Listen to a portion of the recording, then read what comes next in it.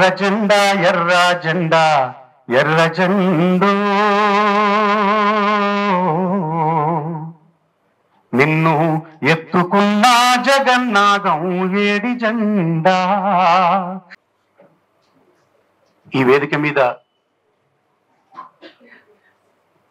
కూర్చునే అర్హత కలిగిన పెద్దలు వేదిక కింద ఉన్నారు, వారికి కూడా నమస్కరిస్తూ, మిత్రులారా, చాలాసేపటి నుండి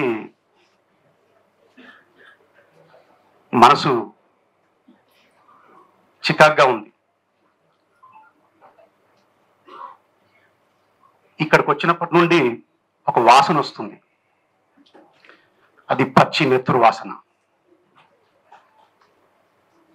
ఎందుకు అనంటే ఈ 14 మంది అమరవీరులలో నాకిద్దరు చాలా దగ్గరగా చూసిన వాళ్ళు, వాళ్ళ చేతి స్పర్శని, వాళ్ళ గుండె స్పర్శని పొందినవాని నేను. మిగతా వాళ్ళు కూడా నాకు తెలియదు, కానీ అమరత్వం ఒక అతను చనిపోయాడని తెలిస్తే నేను తట్టుకోలేను.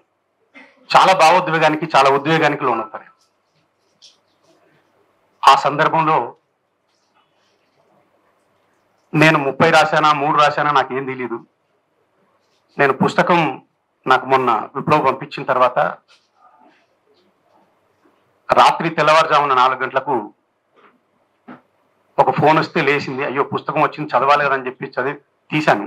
చూడగానే అందులో ముందు నా ఫోటో కనపడింది, నాకు అంకితం ఇస్తున్నట్టుగా. సరే, వాళ్ళ గౌరవం కొద్దీ ఇన్ని రాశాను కాబట్టే ఇచ్చారేమో అని అనిపించింది, కానీ నాకు అన్ని రాసినట్టు కూడా గుర్తులేదు. వాళ్లకు ఆ గౌరవం ఇచ్చినందుకు విప్లవ్కు, విజయ్కి నా హృదయపూర్వకమైనటువంటి ధన్యవాదాలు తెలియజేస్తూ, ఇంకా రాయాల్సినవి ఉన్నాయి అనే బాధ్యతని గుర్తు చేస్తున్నందుకు, ఈ పుస్తకంలోకి ఎక్కని చరిత్రలు ఇంకా చాలా ఉన్నాయి. ఒక డివైఎఫ్ఐ యువజనోద్యమంలో పనిచేసిన వాళ్ళనే తీసుకొని విప్లవ విజయులు రాశారు. కానీ వామపక్షోద్యమంలో ముఖ్యంగా నల్గొండ జిల్లా, వరంగల్ జిల్లా, ఈ తెలంగాణ ప్రాంతంలో చరిత్రకెక్కని మరణాలు ఎన్నో ఉన్నాయి. ఆ అమరవీరులందరినీ కూడా మీరే చేయాలి అని ఈ వేదిక ద్వారా మిమ్మల్ని వేడుకుంటూ, మీరైతేనే చేయగలరు, రాయాలి, పరిశోధించాలి, పని చేయాలనే ఉత్సాహం మీలో ఉంది, అది అలాగే కొనసాగాలని కోరుకుంటూ, నాకు చరక జగన్నాథం గారు నల్గొండ జిల్లా చౌటుప్పల్ మండలం గోకారం గ్రామానికి సంబంధించిన సిపిఎం పార్టీ సర్పంచ్. మేము నరసింహగూడెంలో ఆదిరెడ్డి గారు కాంగ్రెస్ గుండాల చేత హత్యగావించబడ్డ తర్వాత ఆయన మీద మేము ఒక ఆల్బమ్ తీసుకురావాలని చెప్పేసి బూరి శ్రీరాములన్న ఆధ్వర్యంలో పార్టీ వద్దంటున్నా, ప్రజానాట్యమంలో వద్దంటున్నా, వాళ్ళ శాఖ సొంత డబ్బులతోటి మేము ఒక ఆల్బమ్ రూపొందించే క్రమంలో ఉన్నాం. అప్పుడు ఏంది అని అంటే, పార్టీలో ఒకటి చనిపోయిన వాళ్ళందరికీ మీరు క్యాసెట్ చేసుకుంటూ పోతే ఎట్లుంటది అని చెప్పేసి ఒక విమర్శ చేసేవాళ్ళు. అయినా సరే అవి ఏమి లెక్క చేయకుండా ఆ శాఖ వాళ్ళ సొంత డబ్బులతోటి ఒక ఆల్బమ్ చేయించే క్రమంలో మేము సిపిఎం పార్టీ ఆఫీసులో ఉన్నాం. మేము రిహార్సల్ చేస్తున్నాం, రాజమండ్రిలో ఆల్బమ్ చేయాలి, రికార్డ్ చేయాలి. అది చేసే క్రమంలో చరక జగన్నాథం గారు వచ్చేసి, ఏం తమ్ముడు, చనిపోయిన అందరికీ మీరు ఇలాగే పాటలు రాస్తే మరి సిపిఎం పార్టీ మొత్తం కూడా పుస్తకాలతోటి మీరు రాసిన పాటలతోటి ఆఫీస్ నిండిపోతుంది అని చెప్పేసి ఆయన సరదాగా మాట్లాడిండు. అది సాయంత్రం పూట మేము ట్రైన్ ఎక్కి వెళ్ళిపోయినాం. మర్నాడు రాజమండ్రిలో నేను మొట్టమొదటిసారి పెసరట్టు తింటున్నాను ధవళేశ్వరం దగ్గర. ప్రజాశక్తి పేపర్లో వచ్చింది, చరక జగన్నాథం గారిని నక్సలైట్లు ఒలిగొండలో కాల్చి చంపారని చెప్పేసి. ఏం ఒక నిమిషం సేపు నేను స్తబ్దతకు గురైనా. ఆ తర్వాత ఆల్బం పూర్తయింది, వచ్చినాం.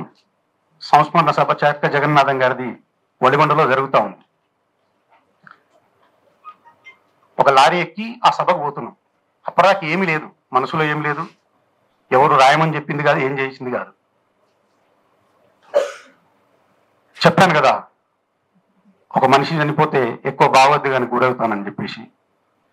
ఆ సమయంలో అనుకోకుండానే సభ మీటింగ్ జరిగే ప్రదేశానికి 1 కిలోమీటర్ దూరంలో నాకు వచ్చిన పాట అది. ఎర్ర జెండా ఎర్ర జెండా ఎర్ర జెండో నిన్ను ఎత్తుకున్న జగన్నాథం ఏడి జెండా, ఎర్ర జెండా ఎర్ర జెండా ఎర్ర జెండో నిన్ను ఎత్తుకున్న జగన్నాథం ఏడి జెండా, నిన్ను ఎత్తుకున్న జగన్నాథం ఏడి జెండా. ఉన్నూరును కన్నవారిని కడుపులో నా దాసుకుండు, ఉన్నూరును కన్నవారిని కడుపులో నా దాసుకుండు, కడుబీదల బాధలు బాప ఎర్ర జెండో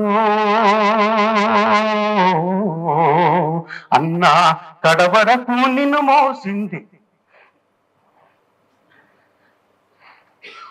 కడవరకు నిన్ను మోసిందే ఎర్ర జెండా.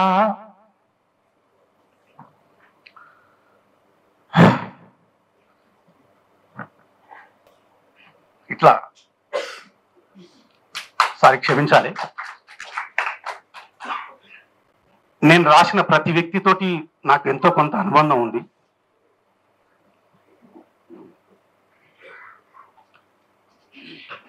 అట్లా రాసిన ఈ పాటలన్నీ కూడా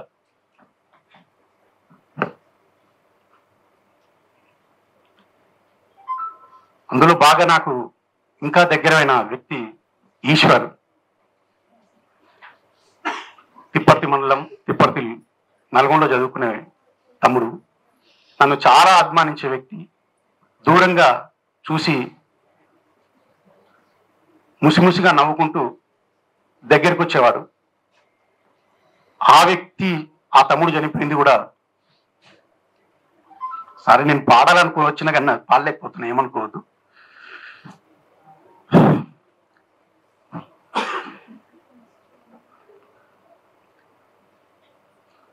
ఓకే, థ్యాంక్ యూ.